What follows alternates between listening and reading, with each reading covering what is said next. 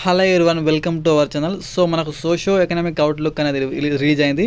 So ఈ book నుంచి minimum 40 marks అనేది తెలంగాణ గ్రూప్ 2లో వస్తుంది. 40+ క్వశ్చన్స్ వస్తాయి తప్ప అంతకన్నా 1 మార్క్ తక్కువ ఉండదు. కాబట్టి సో ఈరోజు ఒక ఫస్ట్ చాప్టర్ని మనం డిస్కస్ చేద్దాం. సో ఈ చాప్టర్ మనం ఏదైతే ఇప్పుడు డిస్కస్ చేస్తున్నామో దీని నుండి 2 క్వశ్చన్స్ వరకు రావచ్చు. 2+ క్వశ్చన్, మినిమం అయితే 2, మ్యాక్సిమం 3-4 కూడా రావచ్చు. మినిమం 2 క్వశ్చన్స్ వస్తాయి. కాబట్టి ఖచ్చితంగా ఈ వీడియోని ప్రతి ఒక్క లైక్ చేయండి. మిగతా అన్నీ కావాలంటే మినిమం ఒక 500 లైక్స్ వస్తేనే రిమైనింగ్ కూడా చేద్దాం. సో చాప్టర్ నెంబర్ పోదాం. Macro economics of Telangana state.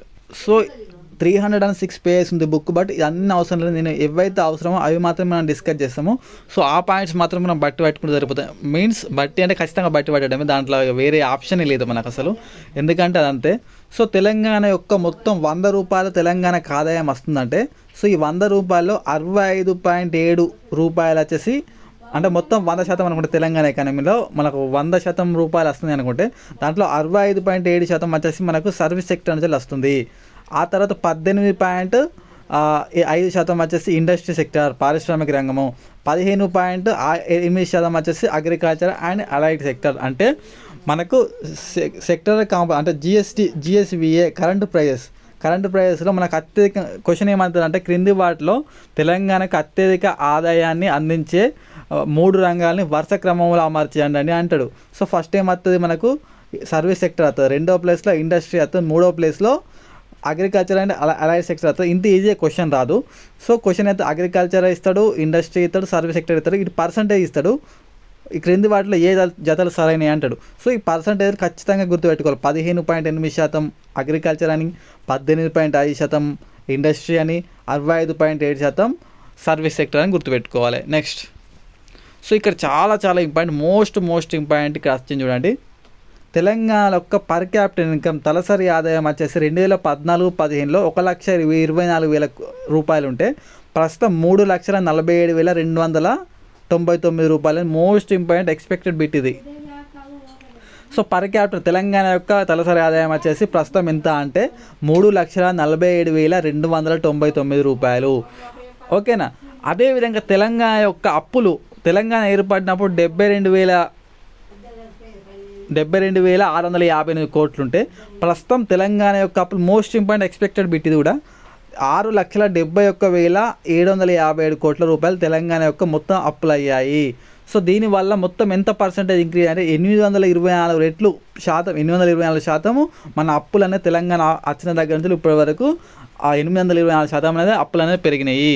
దాంతో మన తలసరి అప్పులు ఒక్కొక్క పర్సన్ మీద ఎంత అప్పు అయిందంటే, అప్పుడు తెలంగాణ వచ్చినప్పుడు ఒక్కొక్కరి మీద 20,000 రూపాయల అప్పు ఉంటే ప్రస్తుతం ప్రతి ఒక్కరి మీద 1,76,360 రూపాయలు ప్రతి ఒక్కరి మీద. నా మీద 1,76,000 అప్పు ఉన్న, నీ మీద అప్పు ఉన్న అన్నట్టు. ఒక్కొక్కరి మీద 1,76,000 రూపాయల అప్పు ఉన్న అన్నట్టు ప్రతి ఒక్కరి మీద. చాలా ఇంపార్టెంట్ పాయింట్ ఇది.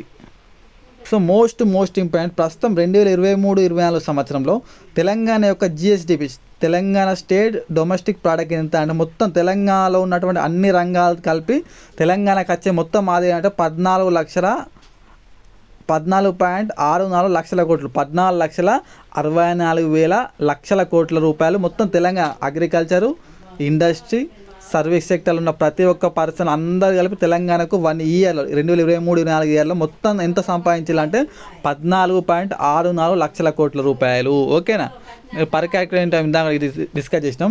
సో తెలంగాణ యొక్క పర్ క్యాపిటల్ ఇన్కమ్ వచ్చి 3,47,000 అయితే ఇండియా యొక్క పర్ క్యాపిటల్ ఇన్కమ్ 1,83,000. అంటే తెలంగాణ యొక్క పర్ క్యాపిటల్ ఇన్కమ్ అనేది ఇండియా యొక్క పర్ క్యాపిటల్ ఇన్కమ్ కంటే 1.64 లక్షల, అంటే 1,64,000 ఎక్కువ ఉన్నదని అర్థం దీన్ని బట్టి.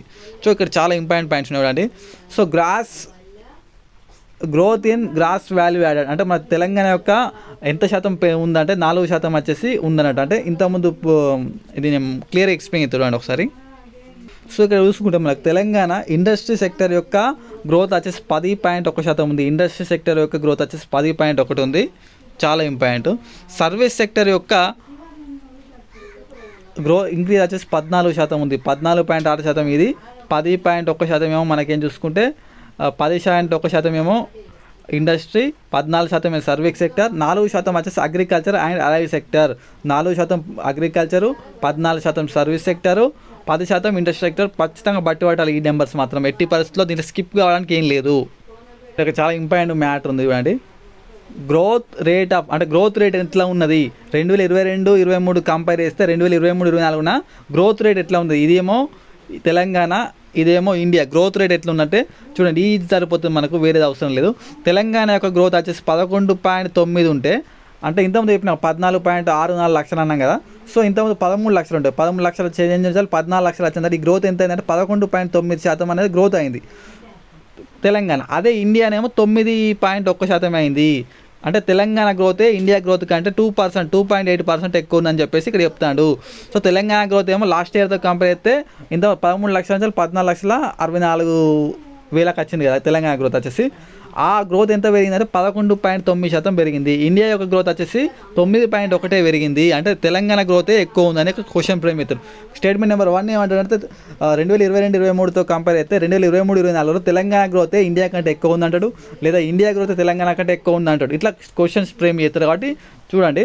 సో మనకు ఇందాక చెప్తున్నా 2022-23 తెలంగాణ యొక్క జిఎస్డిపి మొత్తం 13.1 లక్ష అయితే 13 లక్షల కోట్లు అయితే ఇప్పుడు మన 14.6 లక్షల కోట్లు అయింది. అదే ఇండియాలో అప్పుడు 264 లక్షల కోట్లు అయితే ఇప్పుడు 294 కోట్లు అయింది. ఇదేమో 11.9% పెరిగితే ఇది 9.1% మాత్రం పెరిగింది అని మనకు సోషియో ఎకనామిక్ అవుట్లుక్ ద్వారా తెలుస్తుంది.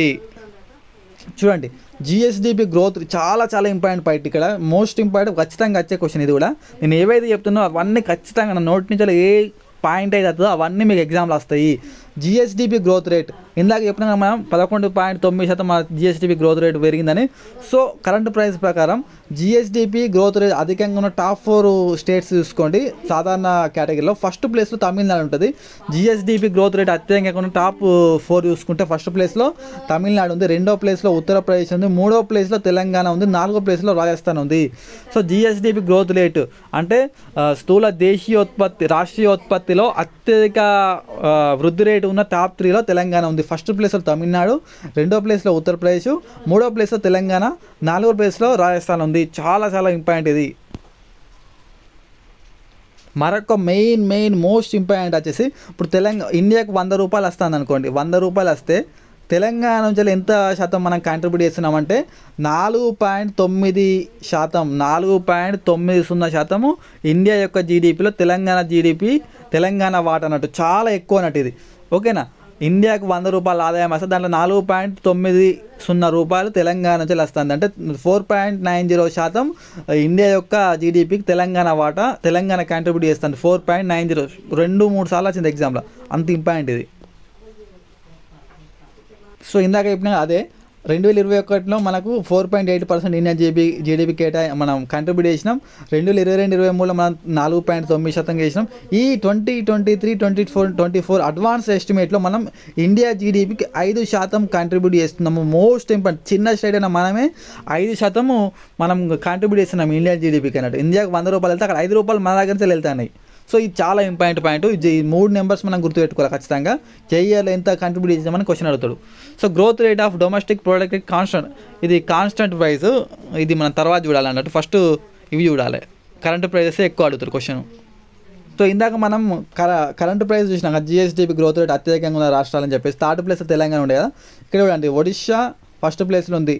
ఇదేంటిది కాన్స్టెంట్ ప్రైస్. తమిళనాడు రెండో ప్లేస్, ఉత్తరప్రదేశ్ మూడో ప్లేస్, హర్యానా నాలుగో ప్లేస్, 5వ ప్లేస్లో వెస్ట్ బెంగాల్, 6వ ప్లేస్లో రాజస్థాన్, 7వ ప్లేస్లో తెలంగాణ ఉంది. సో అంతకుముందు తమిళనాడు ఫస్ట్ ప్లేస్ ఉండే, ఇక్కడ సెకండ్ ప్లేస్కి వచ్చింది. సో కరెంట్ ప్రైజులనేమో మనం 3వ ప్లేస్లో ఉన్నాం, కాన్స్టెంట్ ప్రైజులనేమో 7వ ప్లేస్ ఉన్నాం. ఈ 2 నెంబర్స్ గుర్తుపెట్టుకోండి. సో కరెంట్ ప్రైస్ అన్నీ మనం తర్వాత డిస్కస్ చేద్దాం. ఎక్కువ మన కరెంట్ ప్రైస్ మీద క్వశ్చన్ ఎక్కువ వస్తాయి, కాన్స్టెంట్ ప్రైస్ మీద రాదు కాబట్టి కరెంట్ ప్రైస్ మనం ఎక్కువ ఫోకస్ చేయాల్సి ఉంటుంది.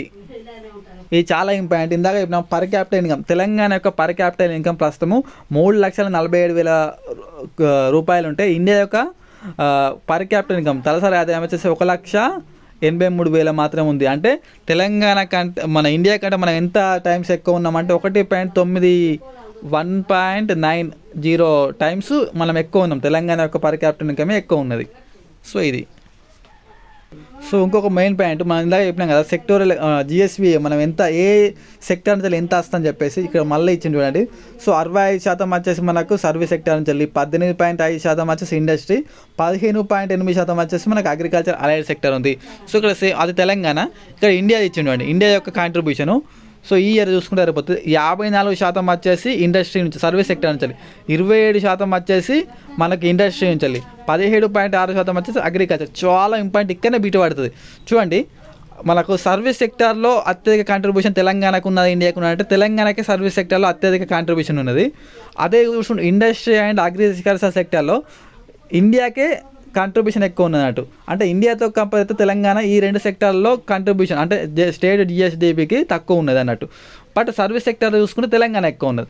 అగ్రికల్చర్ ఇండస్ట్రీనేమో ఇండియాకి అగ్రికల్చర్ ఇండస్ట్రీ సెక్టర్ నుంచి ఇండియాకి అత్యధిక కాంట్రిబ్యూషన్ ఉంటే తెలంగాణకు తక్కువ ఉన్నది compare to India. But service sector చూసుకుంటే మనకి ఇక్కడ 54 అయితే ఇక్కడ 64, అంటే సర్వీస్ సెక్టర్లో తెలంగాణ కాంట్రిబ్యూషన్ ఎక్కువ ఉన్నది. అంటే సర్వీస్ సెక్టర్ ద్వారా తెలంగాణకి అత్యధిక కాంట్రిబ్యూషన్ ఉన్నదని అర్థం. నేను ఇది చాలా ఇంపార్టెంట్. సో ఇది మనకి ఈ చాప్టర్ అయిపోయింది. ఈ చాప్టర్లో ఫస్ట్ అయిపోయింది. ఇప్పుడు నెక్స్ట్ ఇంకోటి ఉంటుంది, అంటే తెలంగాణ జీడిపి ఎట్లున్నది అని చెప్పి అది నెక్స్ట్ వీడియోలో వస్తుంది. సో ఈ సిరీస్ ఆఫ్ వీడియోస్ వస్తాయి కాబట్టి ప్రతి ఒక్కరు లైక్ చేయండి. కింద టెలిగ్రామ్ ఛానల్ ఉంటుంది, నేను ఏవైతే ఇప్పుడు నోట్స్ చెప్పినో ఆ నోట్స్ కింద పెడతాను అన్నట్టు, ఏవి ఇంపార్టెంటో. సో అది నేను నెక్స్ట్ చెప్తాను. ఈ చాప్టర్ అయిపోతుంది రేపటి రోజున, రేపు ఇంకో క్లాస్ చెప్తే అయిపోతుంది. సో నెక్స్ట్ ఇంకో చాప్టర్ పబ్లిక్ ఫైనాన్స్ వస్తుంది. ఇట్లా మనం సిరీస్ ఆఫ్ వీడియోస్ చేద్దాం కాబట్టి ప్రతి ఒక్కరు లైక్ చేసేయండి. ఇది మీరు ఏంటంటే అన్నం తినేటప్పుడు కానీ అట్లా ఇట్లా ఇంటా అయిపోతుంది, జస్ట్ సరిపోతుంది. నెంబర్స్ అనేది మనకు గుర్తుండాలి కాబట్టి.